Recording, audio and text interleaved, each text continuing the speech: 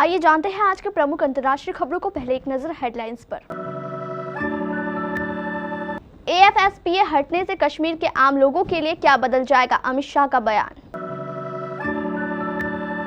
मेरा शरीर जेल में पर आत्मा जनता के बीच, अरविंद केजरीवाल ने जेल से फिर भेजा संदेश।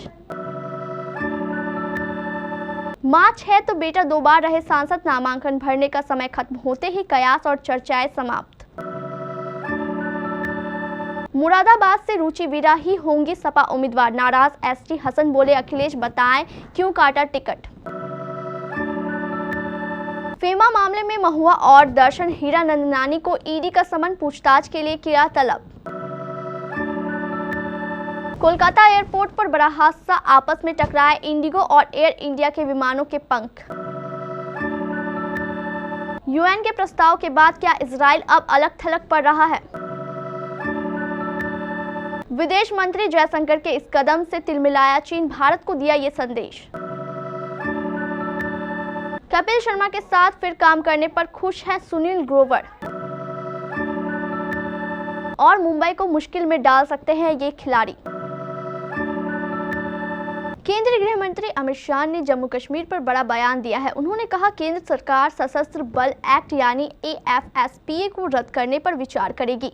अमित शाह ने ये भी कहा सरकार केंद्र शासित प्रदेश जम्मू कश्मीर से सैनिकों को वापस बुलाने की योजना बना रही है और कानून व्यवस्था को जम्मू कश्मीर पुलिस के हवाले किया जाएगा। शाह का कहना है कि जम्मू कश्मीर की पुलिस ने कई बड़े ऑपरेशन का नेतृत्व किया है।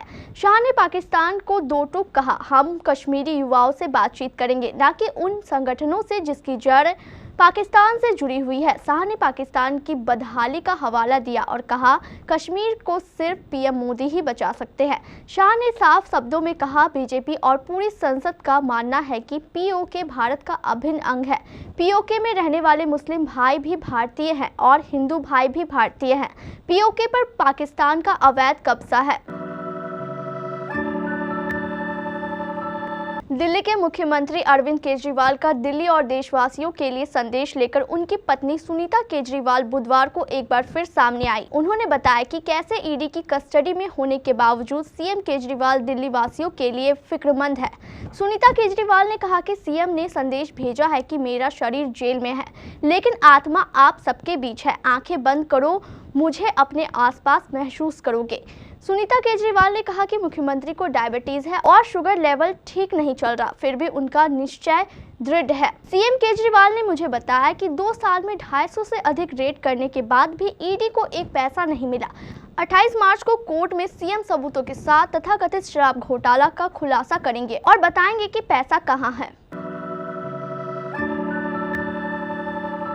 नामांकन दाखिल करने का समय समाप्त होने के साथ ही मेनका वरुण का पीलीभीत सीट से नाता टूट गया। 35 वर्ष पुराने रिश्ते में कभी मेनका तो कभी वरुण जिले के लोगों से जुड़े रहे। लोकसभा चुनाव से कुछ माह पहले ही वरुण गांधी का टिकट कटने की चर्चाएं होने लगी थी। कयास ये भी लगाया जा रहा था कि वरुण पीलीभीत से निर्दल चुनाव लड़ सकते हैं। नामांकन के अंतिम समय तक अरुण की दावेदारी की चर्चाएं होती रही। समय समाप्त होते ही कयास और चर्चाएं भी समाप्त हो गई। उत्तर प्रदेश के मुरादाबाद सीट पर कंफ्यूजन खत्म हो गया है। इस सीट पर आजम खान खेमे की रुचि वीरा की उम्मीदवारी होगी। समाजवादी पार्टी ने इस सीट से एसटी हसन को उम्मीदवार बनाया है और उन्होंने अपना नामांकन भी दाखिल कर लिया था। अब अंदरूनी कलह के चलते उन्हें अपना पांव पीछे खींचना पड़ा। उन्होंने ऐलान कर दिया है कि वह अपना नामांकन वापस लेंगे। एसटी हसन ने एक मीडिया रिपोर्ट से बातचीत में कहा कि वह अब समाजवादी पार्टी के उम्मीदवार नहीं होंगे, वह अपना पर्चा वापस लेंगे। माना जा रहा है कि आजम खान के कड़े विरोध के बाद सपा को अपना फैसला बदलना पड़ा। एसटी हसन ने कहा कि जब एक बार टिकट दे चुके थे तो कोई कारण तो नहीं था। उन्होंने कहा कि अखिलेश यादव ही बेहतर बता पाएंगे कि टिकट क्यों काटा गया है। सपा नेता ने कहा कि अखिलेश पार्टी के नेता हैं, जिसको चाहे लड़ाए, जिसको चाहे ना लड़ाए। फेमा मामले में तृणमूल कांग्रेस नेता महुआ मोइत्रा और दर्शन हीरानंदनानी को प्रवर्तन निदेशालय ने समन जारी किया है। दोनों को 28 मार्च को पूछताछ के लिए दिल्ली बुलाया गया है। फेमा मामले में पूछताछ के लिए इससे पहले हीरानंदनानी समूह के प्रमोटर्स निरंजन हीरानंदनानी और उनके बेटे दर्शन हीरानंदनानी को ईडी ने फरवरी में तलब किया था। हीरानंदनानी ने बताया कि उन पर फेमा उल्लंघन का आरोप 16 साल पहले लगा था। अब तक उन्हें 42 या 43 बार पूछताछ पूछताछ की जा चुकी है। अब तक उनसे 42 या 43 बार पूछताछ की जा चुकी है। पश्चिम बंगाल के कोलकाता एयरपोर्ट पर आज इंडिगो और एयर इंडिया के एयरक्राफ्ट के पंखे आपस में टकरा गए। इंडिगो की फ्लाइट टैक्सीवे से गुजर रही थी, तभी एयरक्राफ्ट का हिस्सा दूसरे एयर इंडिया के एयरक्राफ्ट से टकरा गया। हालांकि सबसे अच्छी बात ये रही कि इस दुर्घटना के दौरान किसी की भी हताहत होने की खबर नहीं आई है। एयर इंडिया एक्सप्रेस के प्रवक्ता ने इस दुर्घटना के बाद समाचार एजेंसी को बताया कि कोलकाता एयरपोर्ट के रनवे पर हमारा एक विमान तमिलनाडु के चेन्नई जाने के लिए क्लियरेंस का इंतजार कर रहा था। उसी दौरान दूसरी एयरलाइन कंपनी के प्लेन का विंग टिप उससे लड़ गया। एयरक्राफ्ट इसके बाद वे में लौटाया गया और फिलहाल मामले की जांच पड़ताल की जा रही है। इजराइल ने कहा कि हमास ने गाजा में इजराइल के साथ युद्ध विराम के वर्तमान प्रस्ताव को खारिज कर दिया है, जो दिखाता है कि संयुक्त राष्ट्र सुरक्षा परिषद के तत्काल युद्ध विराम की मांग वाले प्रस्ताव ने नुकसान पहुंचाया है। प्रधानमंत्री बेंजामिन नेतन्याहू के कार्यकाल ने कहा कि फिलिस्तीनी हथियारबंद समूह की भ्रमपूर्ण मांगों के आगे इजराइल सरेंडर नहीं करेगा। इजराइल का कहना है कि हमास ने युद्ध खत्म करने और पूरी तरह से इजरायली सुरक्षा बलों के गाजा के बाहर जाने की मांग की है।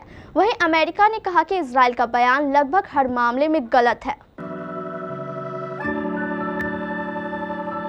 दक्षिण चीन सागर में चीन और फिलीपींस के बीच जारी विवाद में भारत ने फिलीपींस का समर्थन किया है। भारत की ओर से फिलीपींस को समर्थन किए जाने से चीन भड़क गया है। चीन ने कहा कि तीसरे पक्ष को इस मुद्दे में किसी भी तरह का हस्तक्षेप करने का अधिकार नहीं है।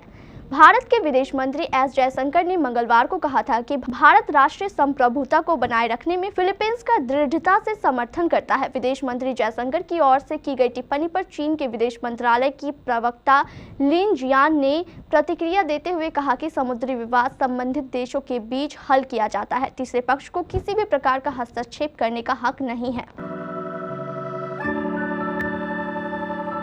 कपिल शर्मा टेलीविजन के बाद अब OTT प्लेटफॉर्म पर छाने के लिए तैयार है। जल्द ही कपिल को नेटफ्लिक्स पर अपने नए show the great Indian Kapil show के साथ देखा जाने वाला है। इस शो को लेकर लंबे वक्त से कॉमेडियन चर्चा में है। OTT पर आने से बड़ी बात कपिल शर्मा के फैंस के लिए ये है कि कॉमेडियन अपने टीममेट सुनील ग्रोवर के साथ दोबारा दिखेंगे। दोनों की लड़ाई के बाद से ही फैंस उनके वापस एक होने का इंतजार कर रहे थे, जो अब हो गया है। 2017 में कपिल शर्मा और सुनील ग्रोवर के बीच झड़प हुई थी। एक फ्लाइट में दोनों के बीच लड़ाई के बाद दोनों अलग हो गए थे। हालांकि अब सालों बाद दोनों कॉमेडियन फिर से साथ आ रहे हैं। अब शो के एक प्रेस मीट के दौरान कपिल और सुनील ने एक दूसरे से चुटकी लेते हुए कहा कि उनकी लड़ाई एक पब्लिसिटी स्टंट थी। साथ ही दोनों ने वापस साथ आने को लेकर बात की। सनराइजर्स हैदराबाद और मुंबई इंडियंस के बीच राजीव गांधी स्टेडियम में मैच खेला जाएगा। IPL 2024 का यह मुकाबला बुधवार को हैदराबाद में आयोजित हो रहा है। इन दोनों टीमों ने इस सीजन में अभी तक एक मैच खेला है और दोनों को हार का सामना करना पड़ा है। हैदराबाद के लिए हेनरिक क्लासेन, मयंक अग्रवाल और नटराजन कमाल दिखा सकते हैं। क्लासेन ने पिछले मुकाबले में ताबड़तोड़ बैटिंग की थी। क्लासेन फॉर्म में थे। उन्होंने कोलकाता नाइट राइडर्स के खिलाफ पिछले मैच में शानदार परफॉर्म किया था। क्लासेन ने 29 गेंदों का सामना करते हुए 63 रन बनाए थे। इस दौरान 8 छक्के जड़े थे। वे IPL में अभी तक 20 मैच खेल चुके हैं। इस दौरान 577 रन बनाए थे। क्लासेन ने IPL में 1 शतक और 3 अर्धशतक लगाए हैं। वे मुंबई के खिलाफ भी गेम चेंजर साबित होंगे।